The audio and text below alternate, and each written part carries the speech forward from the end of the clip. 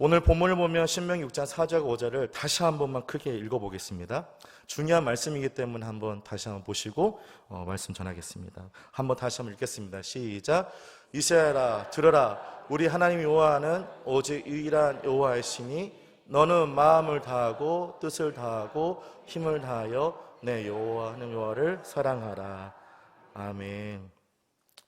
하나님은 우리 가운데 세상의 것들을 사랑하라고 세상의 것을 품고 나가라고 말씀하시지만 우리가 세상 안의 것들을 내가 사모하며 살라고 말씀하신 적은 없습니다.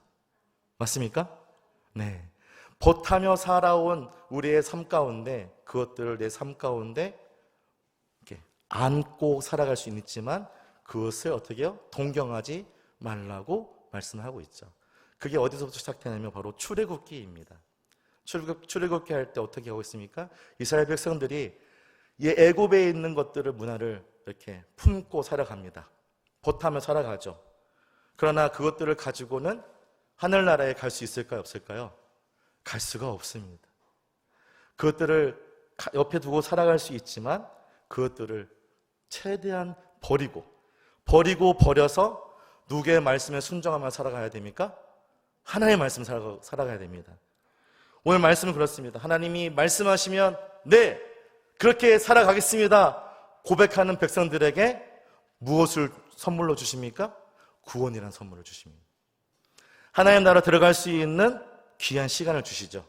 그럼 우리 가운데 있는 세상을 벗하며 살아갈 때 그것을 버리지 못하고 살아가는 인생은 하나님 나라가 들어갈 수 없습니다. 그것을 우리는 오늘 말씀의 배경에서 확인할 수가 있습니다. 하나님 나라는 누구의 통치가 있습니까? 바로 하나님이 통치하는 나라입니다. 그런데 세상의 것들을 좋아해서 세상의 것들을 흠모하며 살아가기는 어려운 곳이죠. 모든 것을 벗어버리고 살아가야 됩니다. 왜냐하면 온전히 하나님의 말씀에 순종하며 100% 집중하며 살아가야 하기 때문에 그렇습니다. 오늘 우리에게 주시는 하나님의 말씀은 과연 우리가 어떻게 하나님의 말씀을 순종하며 살아갈지, 어떻게 하면 예비하신 가나안 땅을 향해 나아갈 수 있을지를 우리에게 오늘 말씀으로 전해주기를 원하십니다. 오늘 말씀을 통해서 우리 삶 가운데 무엇을 선택할지 한번 고민하고 우리가 선택한 것들이 무엇인지 한번 돌아보는 귀한 시간이 되기를 주님의 이름으로 축복합니다. 오늘 말씀의 배경은 누가 이 말씀을 하고 있습니까? 신명기는 바로 모세입니다. 모세가 어떻게 하고 있죠? 바로 죽기 전에 가나안 땅을 눈앞에 둔 다음 세대들에게 진심을 담아서 선포를 합니다. 저는 오늘 하나님 나라에 들어가기 전에 이스라엘 백성들에게 보여주신 이 두 가지 신앙을 말씀을 드리고 하나님이 모세를 통해서 어떤 선택을 원하시는지 한번 확인하는 시간이 되기를 원합니다. 첫 번째는 무엇이냐? 하나님 앞에 보여진 이스라엘 신앙은 첫 번째 무엇입니까? 등 뒤에서 보고 들은 신앙이라는 것입니다. 하나님 나라 앞에 있는 이스라엘 백성들이 모세와 그리고 하나님 앞에 보여진 신앙은 뭐예요? 등 뒤에서 보고 들은 신앙이라는 것입니다. 어려서부터 보고 배운 신앙이 있습니다. 사진을 한번 보여주시겠습니까? 마치 엄마의 포대기에 엎혀서 무엇을 봅니까? 말씀을 보고 듣습니다. 그 말씀 안에는 뭐가 있습니까? 순종의 신앙, 그리고 충성의 신앙, 그리고 말씀을 사모하는 신앙이 있습니다. 그리고 기도를 통해 하나님께 나아가는 신앙을 우리가 볼 수 있는 것이죠. 어떤 환경에서도 하나님을 찬양하는 그런 모습을 우리는 보고 배웠습니다. 누구의 뒤에서요?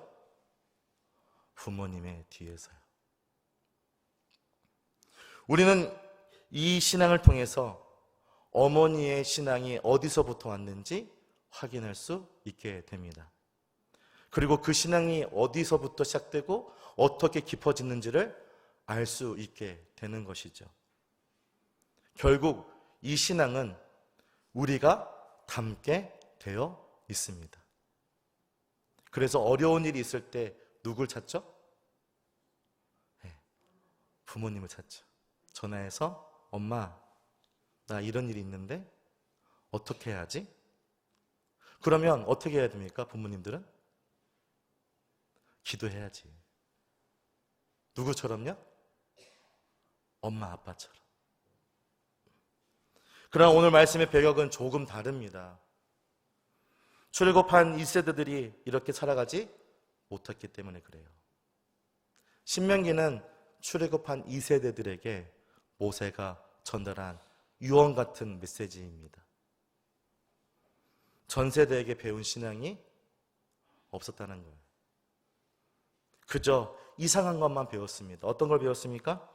하나님께 불평하고 원망하는 부모의 시대의 신앙을 보고 배웠습니다. 또 더 나아가서 하나님을 신뢰하지 못한 모습을 보고 배웠습니다. 더 나아가서 우상을 섬기는 모습을 보았습니다. 그리고 하나님을, 이스라엘 백성을 리더를 통해서 듣게 된 것이죠. 그래서 그들의 신앙은 온전한 모습을 갖추고 있지 못했습니다. 그래서 모세는 출애굽한 1세들에게 엄마 세대를 닮지 말라고 어떻게 해요? 선포하고 있는 거죠. 그래서 모세는 우리에게 어떻게 하나님의 백성이 되어갔는지를 처음부터 다시 알려주고 있습니다. 너희 부모 세대들이 처음부터 그렇게 불순종했던 것이 아니다. 모세가 가자라고 얘기했을 때 모두가 100% 순종하여 따라갔던 신앙이었다. 그러나 가면 갈수록 어떻게 해요? 그 안에 불순종하는 모습이, 하나님을 신뢰하지 못한 모습이 있었다라고 신명기 1장, 2장, 3장, 4장, 5장에서 우리에게 설명해 주고 있습니다. 그걸 왜 얘기하고 있을까요? 우리 처음부터 다시 시작하죠. 신명기 1장 8절 한번 읽어보겠습니다. 신명기 1장 8절입니다. 우리 같이 한번 읽어보겠습니다. 시작.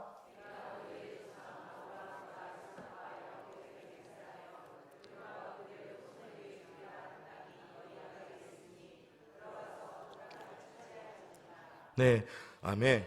신명기 1장부터 오늘 본문 6장 앞에 하나님이 부모님과 우리에게, 아니 더 나아가 이스라엘 백성들을 하나님의 백성 삼으신 놀라운 사건들로 이렇게 보여주고 있습니다. 근데 8절을 보시면 뭐라고 하고 있어요?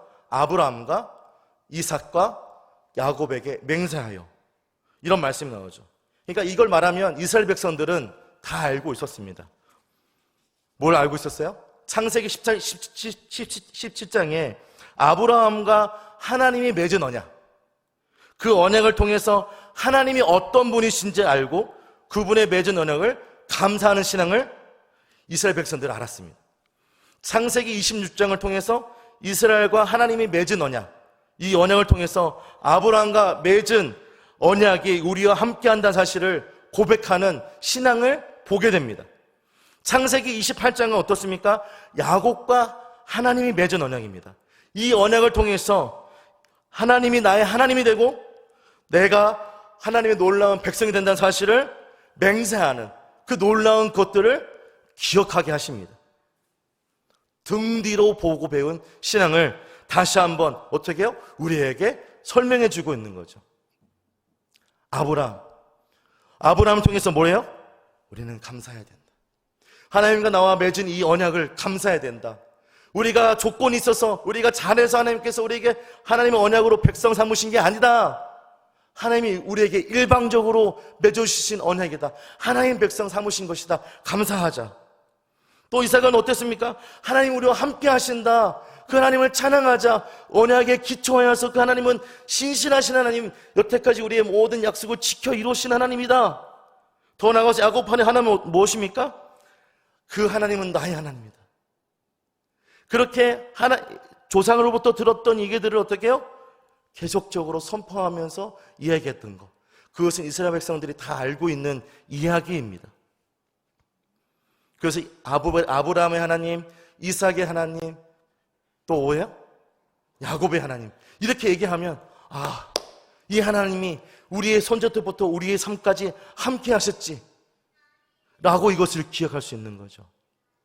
사랑하는 성도님들 삶 가운데 태어나서부터 여태까지 하나님이 지켜 인도하신 줄 믿습니다.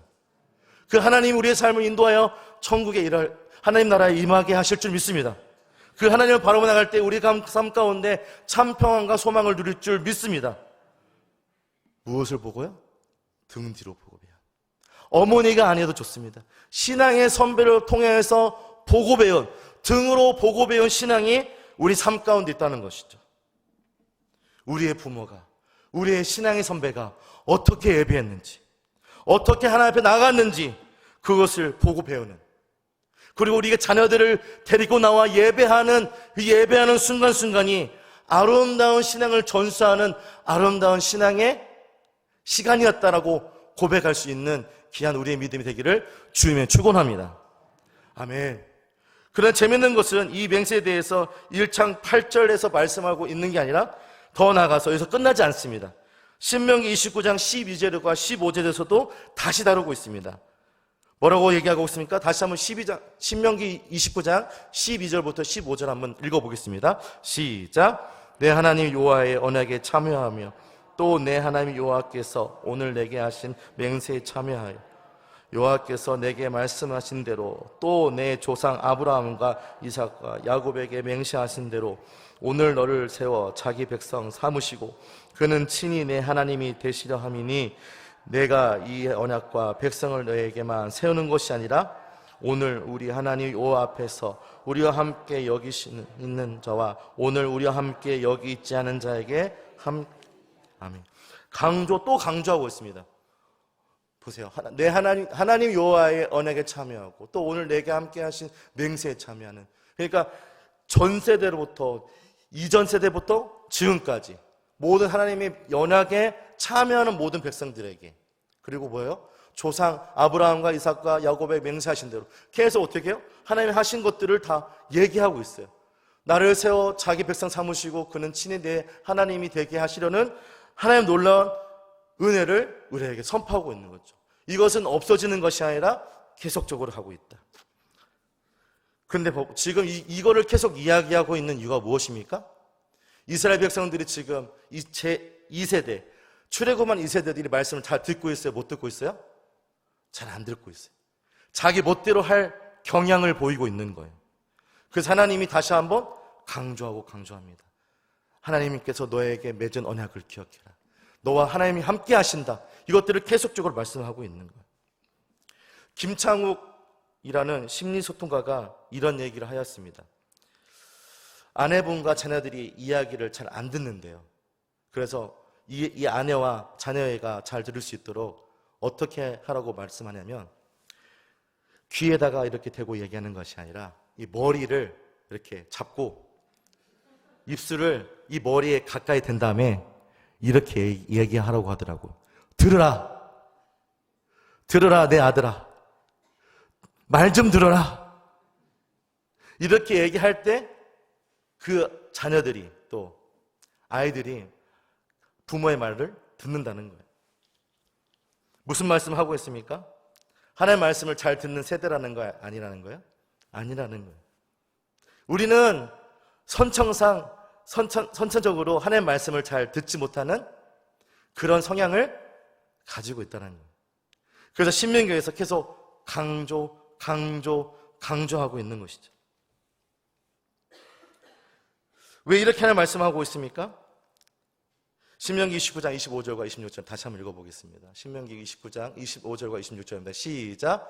그 무리가 자기 조상의 하나님 여호와께서 그들의 조상을 애굽에서 인도하여 내실 때 더불어 세우신 언약을 버리고 가서 자기들이 알지도 못하고 여호와께서 그들에게 주시지도 아니한 다른 신들을 따라가서 그들을 섬기고. 뭐라고 말씀하고 있습니까? 세우신 언약을 버릴 수 있다는 거예요. 그리고 더 나아가서 다른 신들을 따라 그들을 섬길 수 있다는 거예요. 그러니까 우리의 삶 가운데 하나님을 버릴 수 있는 모습이 우리 삶 가운데 있다는 거예요. 하나님의 말씀 보고 들었지만 마치 안 보고 안 들은 세대처럼 불신앙적인 삶을 살아가는 세대가 되지 않도록 하나님 말씀하고 있다는 것이죠. 하나님 나라에 들어간 백성들에게 하나님은 모세를 통해서 선포하고 있는 것입니다. 들으라 나의 사랑하는 교회여, 들으라 나의 백성이여, 들으라 나의 다음 세대여. 나와 함께 나의 다스림과 통치가 있는 곳에서 세상적 평안과 소망이 아닌 하나님께서 주시는 참 평안과 소망을 누리며 살자는 것입니다. 참 평안과 참 소망을 이스라엘 백성들이 지금 보았고 아버지와 어머니들을 통해서 들었지만 이제는 그들 삶 가운데 그것을 새겨 살지 못한다는 것입니다. 어떤 삶이 진짜 참 소망과 참 평안일까요? 애굽에서 생활이 참 평안일까요? 아니면 광야의 생활이 참 평안일까요? 어떤 것이 참 평안입니까? 애굽의 삶을 가져가는 우리의 삶이 참 평안과 소망을 가지고 살아가는 모습입니까? 아닙니다. 광야에서 삶을 살아가는 모습이 우리의 참 소망이고 참 평안입니다. 한국의 시대적 상황에 대해서 우리가 잠깐 볼 필요가 있습니다. 1950년대부터 1970년대까지 우리는 너무나 가난한 세대였습니다. 이때는 기도를 무진장 많이 했습니다. 저희 외할머니가 말씀을 해주셨는데요. 기도의 소리가, 말씀의 소리가 항상 우리 삶 가운데 들려왔다고 얘기했습니다. 성도들이 누구한테 하소연할 곳이 없어서 하나님을 찾아오고 또 하나님 앞에 나아가는 기도의 소리가 엄청나게 컸다고 얘기를 들었습니다. 교회가 기도의 소리로 북적북적했다는 거죠. 어떤 분은 이 기도 소리를 개구리 소리로 얘기했습니다. 와글와글. 80년대는 조금씩 나아지기 시작합니다. 교회의 기독교 문화가 세상을 어떻게 해요? 다스려가는 그런 시작이 되었습니다. 1980년대는 찬양팀들이 많이 일어났었죠. 다윗과 요나단, 또 주찬양, 또 주바라기, 옹기장이, 또 1990년대에는 예수전도단, 디사이플스, 또 2000년대에는 어노인팅, 마커스, 기독교의 찬양이 세상의 물안을 이끌어가는 그런 시대가 있었습니다. 2000년대에는 세상의 살림이 좀 나아졌습니다. 치열한 입시와 다음 세대의 교육열에 교회에 기도하던 부모들은 이제는 자녀들에게 집중하기 시작합니다. 이 자녀 세대가 바로 몇 년도생이냐면 1980년대생입니다. 1980년대생부터 이제는 치열해진 교육열에서 이제는 거기에 집중하기 시작합니다. 그리고 수련회, 여름 수련회와 겨울 수련회 학생들이 나오지 못하는 그런 일들이 일어나기 시작합니다. 교회를 또한 옮겨 다니는 세대들이 이때부터 생겨나기 시작합니다. 교회가 점점 텅텅 비어져가는 시대, 그리고 이제는 더 나아가서 기도의 맛을 경험하지 못한 세대들이 나타나기 시작합니다. 또 복음과 이해를 이해하지 못하는 세대도 나타나기 시작했죠. 문제가 생겨나면 하나님께 기도하던, 그리고 그 기도 안에서 참 평안과 참 소망을 누리던 그런 세대는 사라지게 되었습니다. 대신 그 자리를 무엇으로 채웠습니까? 여행과 레저라는 것으로 채워넣기 시작합니다. 그래서 어려운 문제 가운데 무엇으로 급해갑니까? 심리적으로 세상의 것을 통해서 극복해내기 시작합니다. 소금물을 먹으면 우리의 갈증이 해결될 줄 알았는데 그 소금물이 어떻게 해요? 더욱더 갈증을 일으키는 것과 같은 것이죠. 이것을 누가 봅니까? 다음 세대들이 보기 시작합니다. 그리고 듣게 되죠. 그리고 코로나 이후는 어떻습니까?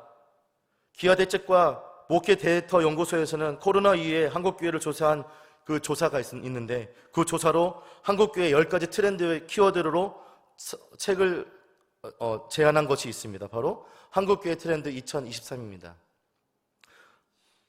그것은 바로 첫 번째 플로팅 크리스천입니다. 플로팅이란 말은 물 위에 둥둥 떠다니는 것을 말합니다.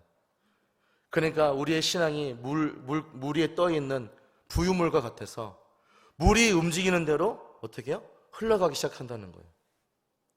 그래서 이리저리로 떠돌아다니는 그런 모습이 이 세대에 보여진다는 겁니다. 언제 이후로요? 코로나 이후로부터. 플로팅 크리스찬, 물길이 움직이는 대로 은혜가 되는 곳에만 찾아다니는 그런 안타까운 세대가 있어지기 시작했다는 겁니다. 교회론도 모르고 하나님이 함께 하시는 것에만 집중하고 세상에 내가 원하지 않는 말씀이 전해지지 않는다면 내가 원하는 말씀을 찾아다니는 그런 플로팅 크리스찬이 생겨났다는 것입니다. 코로나 이전의 신앙생활에 고정된 우리의 올바른 신앙에 집중되어서 나가는 신앙이 아니라 물 위에 흘러다니는 그런 세대가 되어졌다는 것입니다. 온전한 신앙의 모습을 포기한 세대가 나타나게 된 것이죠. 코로나 이후에 우리의 신앙생활은 애굽 생활에 가까워지기 시작했습니다. 혹시 우리의 삶 가운데 한번 점검해 보기를 소원합니다. 코로나 이후의 신앙, 과연 우리가 애굽의 생활처럼 우리의 삶 가운데 애굽의 문화를 가지고 살아가고 있는지, 아니면 광야의 생활, 하나님이 함께하는 아름다운 삶을 함께 동행하며 살아가고 있는지 한번 살펴보기를 주님은 축원합니다. 하는 나라 앞에서 보여진 이스라엘 신앙은 어떻습니까? 등 뒤에서 들은 신앙이었습니다. 두 번째는 바로 눈과 귀를 가린 신앙입니다. 처음에는 하나님의 사랑을 경험하고 보았고, 그리고 그 다음 세대들이 들었습니다. 그러나 이제 자기 삶을 살아가는 신앙인으로 바뀌어버립니다. 대표적인 예가 성경에 나오는데요, 바로 창세기 4장 16절과 22절입니다. 한번 창세기 4장 16절과 22절을 읽어보겠습니다. 시작. 가인이 여호와 앞에 떠나서 아내와 동침하매 그가 임신하여 에녹을 낳은지라. 가인이 성을 쌓고 그의 아들의 이름으로 성을 일으켜 아다는 야발을 낳으니 그는 장막에 거주하며 장막을 치는 자의 조상이 되었고, 그의 아우의 이름은 유발이니 그는 술금과 통소를 잡는 모든 자의 조상이 되었으며, 실라는 두발 가인을 낳았으니 그린 구리와 새로 여는 제를. 아멘. 어떻습니까? 지금 하나님 앞에서 자기의 삶을 만들어가기 시작합니다. 하나님을 떠나서 하나님과 함께 하지만 하나님의 은혜가 무엇인지 알고 그렇게 살아갔지만, 이제는 어떻게 해요? 하나님을 품을 떠나서 분리된 인생이 뭐예요? 자기의 신앙을, 자기 믿음을 눈으로 가린 채 살아가고 있는 겁니다. 가만히 여호와 앞을 떠나서 어떻게 합니까? 17절을 보면 가인이 자기의 성을 쌓습니다. 자기만의 성을 쌓아서 하나님이 들어오지 못하도록 막고 있는 거죠. 20절에 뭐합니까? 20절에서는 가축을 치는 자의 조상이 됩니다. 누가요? 아다는요. 이게 무엇을 말하는 거냐면, 자기의 삶 가운데 자기의 삶을 누릴 수 있도록, 하나님 없이도 자기 삶을 누릴 수 있도록 가축을 키우는 자의 조상이 되어졌다는 거죠. 21절은 뭡니까? 수금과 통소를 잡는 모든 자의 조상이 됩니다. 자기만의 문화를 만들어서 어떻게 해요? 하나님을 찬양하지 않고 자기를 위해 찬양하는 찬양의 그 자기만의 어떻게 해요? 문화를 만들어서 자기만의 삶을 살아가고 있다는 겁니다. 22절에 보면 뭐가 합니까? 구리와 새로 여러 가지 기구를 만들었어. 창도 만들고 무기도 만들어서 이제는 어떻게 합니까? 모든 사람들이 자기 만들어진 성 안에 들어오지 못하도록 막거나, 또 이 만들어진 이 기구로 자기의 삶을 영위하기 위해서 최선을 다해 살아가는 모습을 보여주고 있는 거죠. 누구 없이요? 하나님 없이요. 가인이 하나님의 사랑을 몰랐습니까? 아닙니다.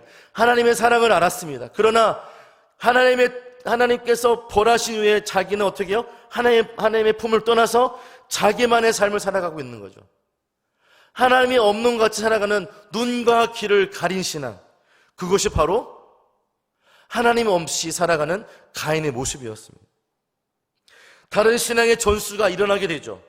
누구에게요? 다음 세대들에게요. 그래서 그들 가운데 이제는 구원의 족보가 나타나지 않습니다.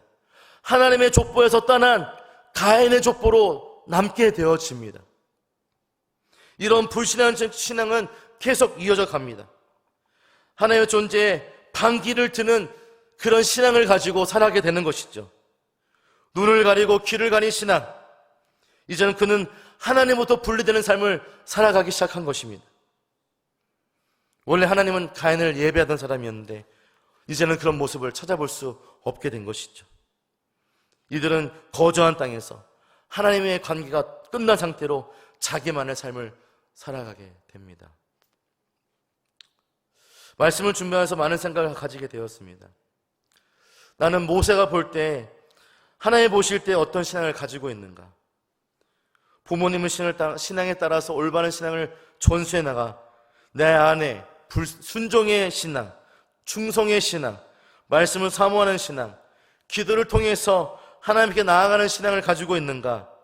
아니면 우리가 어떤 환경에서도 하나님을 예배하며 찬양할 수 있는 그런 신앙의 모습을 내가 가지고 있는가? 아니면 눈을 가린 채 하나님을 예배하지 않고 자기의 삶을 위해서 살아가는 가인과 같은 눈을 가리고 귀를 가린 신앙을 가지고 있지 않은지 돌아보게 되었습니다. 사랑하는 성도 여러분, 사랑하는 성도 여러분들의 신앙은 어떻습니까? 등을 뒤에서 보고 배워온 아브라함의 하나님, 이삭의 하나님, 야곱의 하나님을 우리 삶 가운데 가지고 살아가고 계십니까? 아니면 눈을 가린 신앙을 가지고 살아가십니까? 말씀을 마무리하면서 하나님, 제가 이 말씀을 어떻게 적용할 수 있을까요? 우리 아내와 또 아이들에게 어떻게 이것들을 보여줄 수가 있을까요? 신앙을 전수할 수 있을까요? 몇 가지 하나님께서 마음을 주신 게 있습니다. 바로 첫 번째는 큰 결정이 있을 때 하나님 앞에 나가 기도해야겠다.